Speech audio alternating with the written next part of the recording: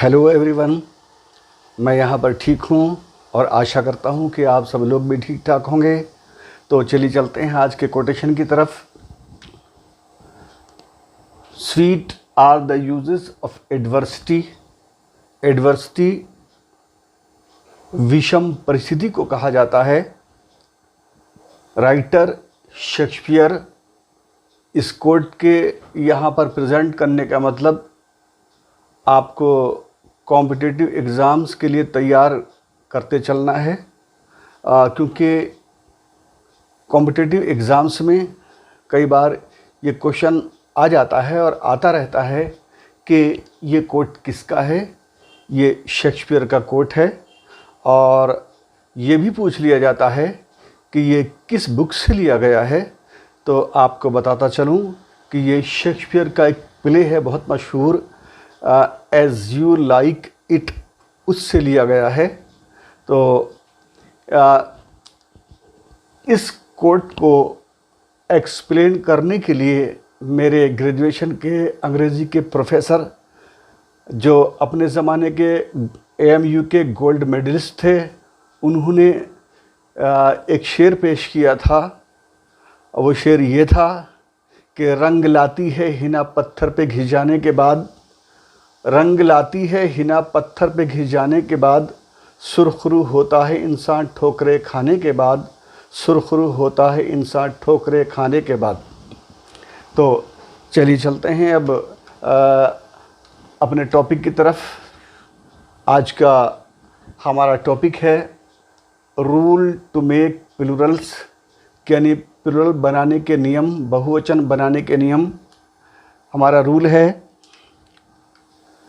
The words, वो शब्द, specially ख़ास तौर से काउंटेबल नाउन्स, गिनी जा सकने वाली संज्ञाएं, एंडिंग इन UM, जो UM पर ख़त्म होती हैं या जिनके एंड में UM होता है, आर मेड प्लूरल्स, उनको प्लूरल बनाया जाता है बाई रिप्लेसिंग, बदलकर, UM विद ए, यानी UM को हटा दिया जाता है और उसकी जगह ए लगा दिया जाता है। तो हमारा पहला वर्ड है अडेंडम। देखिए UM लगा हुआ है, प्लूरल आपको दिखाई दे गया होगा। मैंने पहले ही इसे रिलीज़ कर दिया था, एक यानी एनिमेटरी इफ़ेक्ट की मदद से मैंने इसे बाद में रिलीज़ नहीं किया। आपको पहले से दिखाई दे रहा अडेंडा। अडेंडम क्या होता है ये मैं समझाता हूँ कि बुक्स छपने के बाद बहुत सारे वर्ड्स नए वजूद में आते हैं। अपने यानी कुछ बातों की रिसर्च या खोज बाद में होती है, कुछ वर्ड्स बाद में विकसित होते हैं। तो उनको जब नेक्स्ट एडिशन में बुक्स के अंदर छापा जाता है तो वो अडेंडा टॉपिक के तहत छापा जाता है। एक एंट्री अडेंडम कहलाएगी और बहुत सारी एंट्रियां होती हैं। कम से कम हर बुक में कई सौ एंट्रियां तक हो जाती हैं। तो उन सब के लिए हमारे पास वर्ड होता है अडेंडा। एडिशनल इन्फॉर्मेशन, यानी एडिशनल बाद में जोड़ने की वजह से एडिशनल कहा गया। इन्फॉर्मेशन टिपिकली ओमिशंस, यानी छूटी हुई बातें, और द आइटम्स, वो आइटम डिस्कवर्ड, जिनकी खोजें हुई या रिसर्च हुई, डेवलप्ड या विकसित हुए, लेट, बाद में, यानी किताब के छपने के बाद में। तो उनको एडेड जोड़ा जाता है at the end of a book, book के लास्ट में, और अदर पब्लिकेशन या कोई और पब्लिकेशन। अब तो इलेक्ट्रॉनिक मीडिया है, आप जानते हैं, तो जोड़ दिया जाता है। तो इस तरह से हमारा ये वर्ड पूरा हुआ। इसके डिटेल्स पूरे हुए। हम चलते हैं अब नेक्स्ट वर्ड की तरफ। हमारा नेक्स्ट वर्ड है एजेंडा, यानी प्लूरल की तरफ मैं पहले इसलिए चला गया कि ज़्यादातर देखने वालों को एजेंडा पता है। एजेंडम बहुत कम को इससे पहले पता होगा कि एजेंडम सिंगुलर है, एजेंडा प्लूरल है।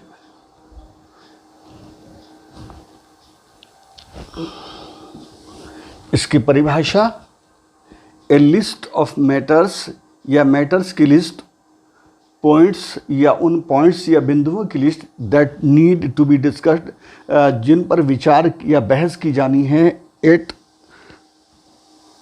अ मीटिंग में।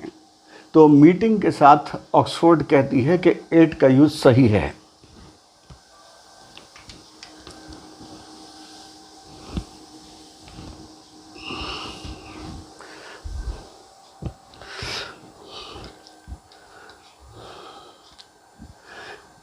ये रहा हमारा नेक्स्ट वर्ड, ऑडिटोरियम। प्लूरल हमारा auditoria. Definition, the part of a theatre. देखिए अमेरिकन स्पेलिंग के अंदर इस ई को यहाँ पर लगा दिया जाता है, लगी होती है। तो थिएटर, कंसर्ट, आप जानते हैं संगीत सम्मेलन, तो कंसर्ट हॉल और अदर पब्लिक बिल्डिंग या कोई सार्वजनिक भवन इन विच, जिसमें द ऑडियंस सिट्स, जिसमें श्रोता बैठते हैं।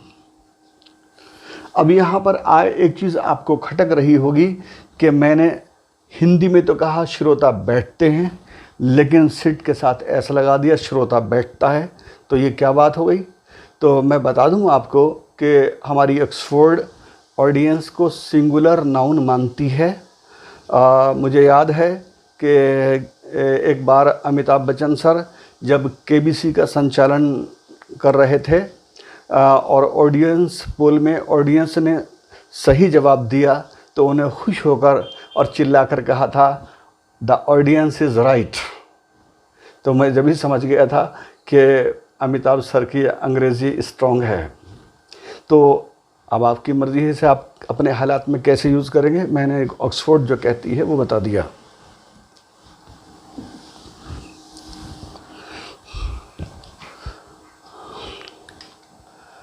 देखिए ऑडिटोरियम का यहाँ पर चित्र या उसकी इमेज आ चुकी है। हो सकता है किसी ने न देखा हो। अब ये तो वीडियो सभी लोग देखेंगे, दिल्ली बाहर पूरे जहाँ जहाँ भी लोग सर्च करेंगे दिखाई देगी। तो जिन्होंने नहीं देखा होगा, ये सिनेमा हॉल की तरह ही होता है। बस सिनेमा हॉल में सिर्फ फिल्म चलती है और इसमें यहाँ पर आर्टिस्ट जो है वो शायर हैं या और जो भी प्रोग्राम होता है वो लोग यहाँ पर मंच पर बैठते हैं, उनके बैठने की जगह होती, बस फ़र्क यही होता है। तो चलते हैं आगे की नेक्स्ट स्लाइड पर।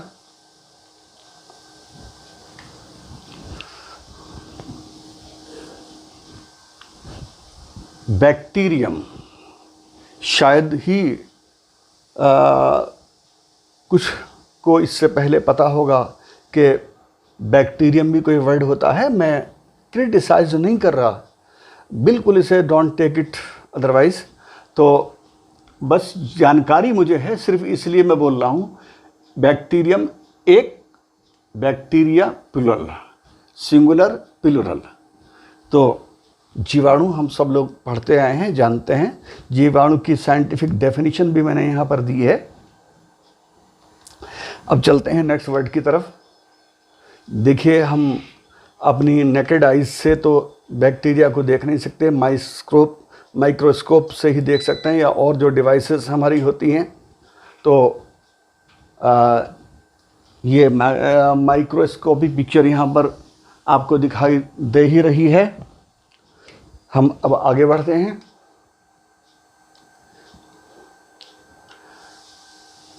Datum, data.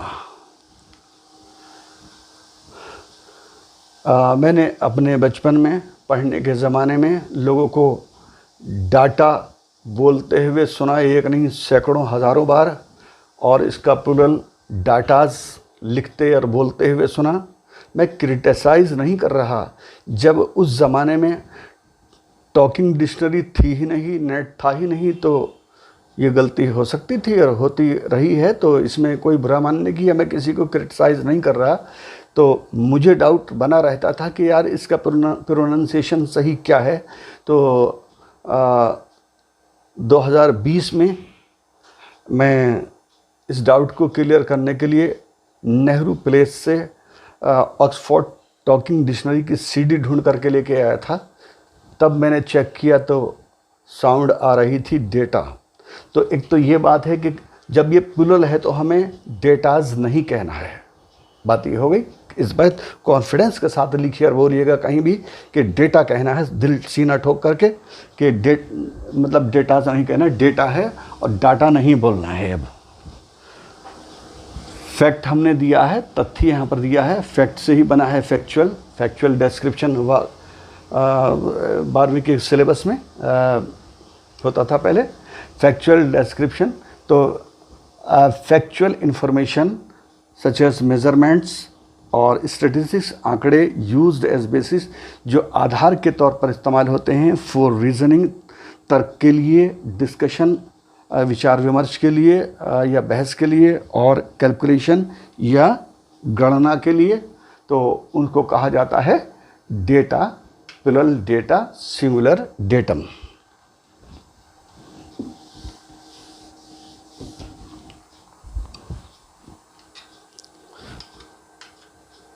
हमारा नेक्स्ट वर्ड है medium, plural media, plural media. Synonyms हमने दिए हैं एवरेज, मॉडरेट, मॉडरेट और इंटरमीडिएट यानी दरमियाना। तो मैं मॉडरेट के हवाले से एक बात स्पष्ट कर दूं कि बहुत सारे लोग मॉडरेट का मीनिंग मॉडर्न से रिलेटेड समझते हैं। दैट्स एब्सोल्युटली रॉन्ग और इनकरेक्ट। मॉडरेट का मतलब होता है मीडियम या दरमियाना। Definition, at half way between two extremes of size, आकार की जो इंतहा एक साइड की और दूसरी साइड की, उसका केंद्र बिंदु हमारा मिड पॉइंट जो होता है वो मीडियम होता है। या क्वालिटी वाइज गुणवत्ता की हम बात करें तो मीडियम क्वालिटी, दरमियानी क्वालिटी को आप मीडियम कहते हैं। फिर किस मीडियम से, किस एजेंसी से कैसे किसी काम को कराया, एन एजेंसी, शुद्ध हिंदी तो एजेंसी की अभिकरण होती है, तो एन एजेंसी और मीन्स ऑफ डूइंग समथिंग, किसी काम को करने का या करवाने का साधन।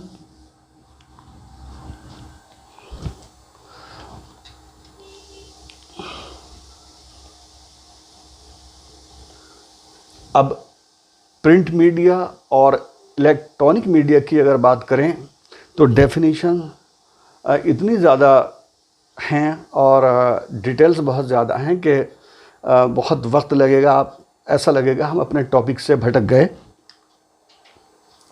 हमारा नेक्स्ट वर्ड आ चुका है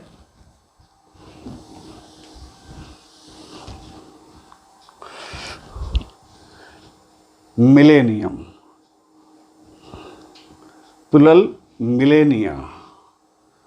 जब 2020 आई थी तो इलेक्ट्रॉनिक मीडिया, प्रिंट मीडिया या सोशल मीडिया पर कितना ज़्यादा ये वर्ड आया था, millennium. The period of 1000 years, 1000 वर्ष की अवधि को मिलेनियम कहा जाता है और उसका प्लूरल मिलेनिया बनेगा। ये हमने पहले ही बता दिया, 1000। तो हम नेक्स्ट वर्ड पर चलते हैं।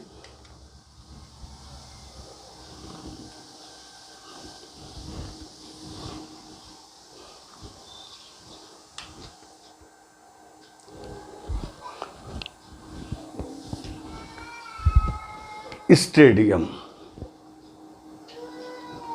स्टेडिया सारे जानते हैं आज के बच्चे।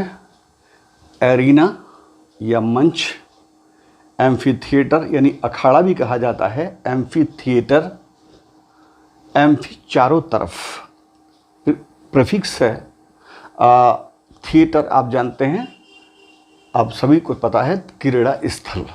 तो हमारी जो इंग्लिश की बहुत जानी मानी हस्ती नंदिनी सारंगल जो हैं, वो तो कभी सेमिनार होता है तो उस सेमिनार के का जो एक तरह से पूरा का पूरा एक माहौल होता है, उसको भी एरीना कहती हैं और जो बड़ा अच्छा लगता है उनके मुंह से एरीना।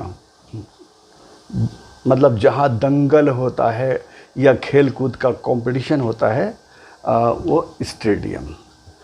ठीक है कि नहीं? A sports arena with tiers levels. Tiers means level, जिससे ट्रेनों में टियर्स होते हैं, कैटेगरीज, तो वही टियर है यहाँ पे, tiers of seats for spectators. प्यारा वर्ड आपके लिए आ गया है, दर्शक के लिए। अगर किसी को पता अभी तक नहीं था तो चल गया होगा कि स्पेक्टेटर्स, दर्शक की इंग्लिश स्पेक्टेटर होती है। तो यहाँ पर अब देखिए कि मैंने एम्फी थिएटर वर्ड यानी एज ए सिनोनिम स्टेडियम का यूज़ किया है। तो एम्फी थिएटर कुछ ज़्यादा ही, जिसमें ज़्यादा बड़ा होता है, जिसमें ज़्यादातर फैसिलिटीज़ होती हैं। तो एक एम्फी थिएटर की इमेज मैं दिखाऊंगा जिसका शुमार वंडर्स ऑफ द वर्ल्ड में है, और वो है रोम का कोलोसियम। चलिए हम रोम के कोलोसियम की तरफ चलते हैं।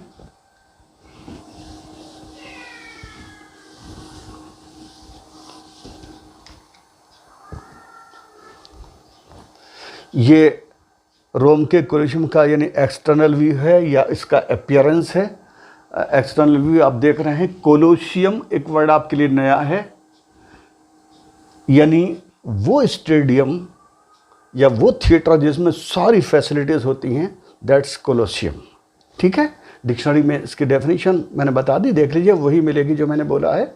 कोलोसियम ये बाहरी व्यू है उसका, और अंदर एक्चुअल एम्फी थिएटर कैसा है ये मैं अंदर का चित्र आपको दिखाता हूँ। ये देखिए आप, कितनी सीटें लगी हुई चारों तरफ। देखिए कितना बेहतरीन आर्किटेक्चर है। सन 70 का बना हुआ। मैं 1970 की बात नहीं कर रहा, 70 सिर्फ 70 की बात कर रहा हूँ, तब का बना हुआ है।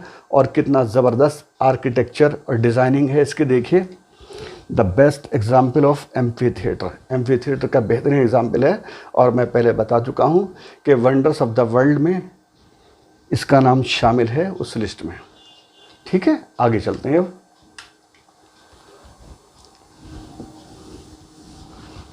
हाँ, हम इस कोलोसियम के हवाले से भी ये भी कहता चलूँ कि इस पर जनरल स्टडीज़ के क्वेश्चन बनते हैं और कॉम्पिटिशन्स में जिक्र आता रहता है। पूछा जाता है कि भाई कोलोसियम कहाँ है?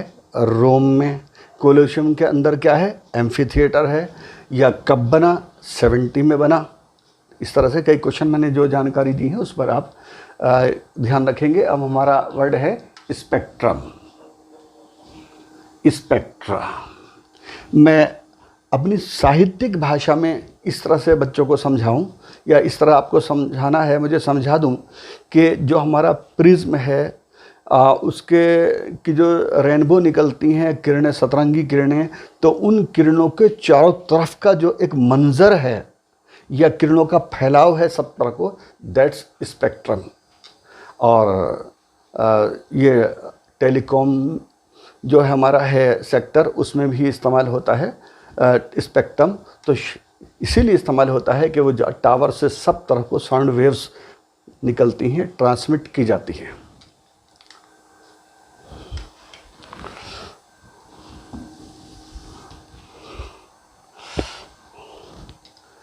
नेक्स्ट वर्ड हमारा आ गया स्ट्राटा।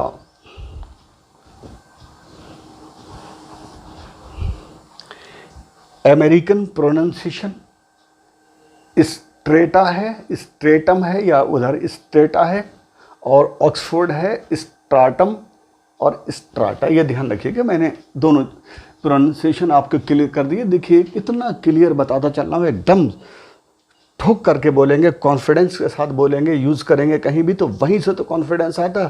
थोड़ा स्टडी से कॉन्फिडेंस आता। अगर किसी में कॉन्फिडेंस है तो उसकी स्टडी बहुत ज़्यादा है, समझिए आप जी। स्ट्राटम, स्ट्राटा, ये वर्ड जियोलॉजी यानी भूगर्भ विज्ञान में इस्तेमाल किया जाता है, और पहली बार मैंने वहीं पे पढ़ा था। चाहे वो IAS की तैयारी जब कर रहे थे उसके उसी ड्यूरेशन का वर्ड है तैयार किया हुआ। जियोलॉजी, जियोलॉजी भूगर्भ विज्ञान। ए लेयर और सेट या सीरीज या श्रृंखला ऑफ लेयर्स, परतों की जो एक सीरीज़ है या एक के ऊपर एक परत ऑफ रॉक, सॉइल मिट्टी, क्लेबी मिट्टी, इन द ग्राउंड धरती में और अर्थ। यहाँ पे मैंने जानबूझ करके कैपिटल ई प्रिंट किया है। क्या इसे गलती ना मानी कि मून और अर्थ को स्मॉल से लिखा जाता रहा है शुरू से। जितने भी हमारे दिल्ली के इंग्लिश के एक्सपर्ट्स हैं उनसे मेरी राय है, या मुझे मेरे व्हाट्सएप पे बताएं कि क्या मैंने ई इस कैपिटल से लिखा है या गलत है। और मेरी राय है, जहाँ तक मेरी ग्रामर की पकड़ है, वो कहती है कि मून और अर्थ को जहाँ भी लिखा जाए कैपिटल से लिखा जाए। और जो लोग बुक्स लिख रहे हैं इसका ध्यान रखें कि मून और अर्थ को कैपिटल से लिखा जाए, क्योंकि प्रॉपर नाउन्स हैं भाई। सैटर्न को तो कभी मैंने स्मॉल एस से लिखा हुआ नहीं देखा। चलिए हम चलते हैं अगले वर्ड पर।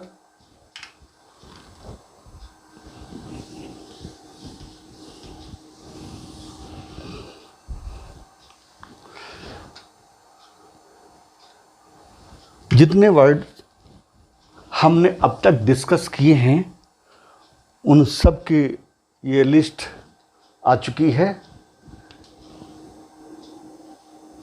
अडेंडम का अडेंडा, एजेंडम का एजेंडा, ऑडिटोरियम का ऑडिटोरिया, बैक्टीरियम का बैक्टीरिया, डेटम का डेटा, और मीडियम का मीडिया, मिलेनियम का मिलेनिया, स्टेडियम का स्टेडिया, और स्पेक्ट्रम का स्पेक्ट्रा, और स्ट्राटम का स्ट्राटा।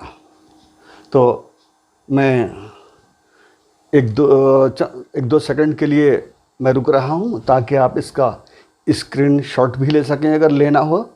और जितने भी मेरे अंग्रेज़ी के जानकार हैं, इंग्लिश के एक्सपर्ट्स हैं, दिल्ली के डॉक्टर खलीक अहमद हैरो, नंदिनी सारंगल जी, मिसेस अनुजा वर्मा जी, वंदना मैडम जी और हिमांशु शर्मा जी, आप सब अगर मुझे देख रहे हैं तो इसको बुक्स में इंक्लूड कराइएगा, और आप भी जो लिख रहे हैं उनमें इंक्लूड कीजिएगा। और जो एनसीईआरटी के कुछ जो साथी अगर देख रहे होंगे तो वो भी बुक्स में इसको इंक्लूड करें। इसकी बहुत ज़्यादा रिक्वायरमेंट है, और बड़ा फील होता है कि जब हम देखते हैं कि बच्चे कोई इनके बारे में मालूमात नहीं है या मालूम नहीं है।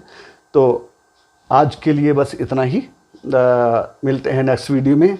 हाँ, बस इतना कहना है कि मेरा जो म्यूज़िक प्लस पोटे वाला चैनल है उसको भी ज़्यादा से ज़्यादा लोगों से सब्सक्राइब कीजिए। आपने नहीं किया तो आप भी कीजिए, और मेरी वीडियोस को आप ही हैं इसको वायरल करवाइएगा मेरी वीडियोस को।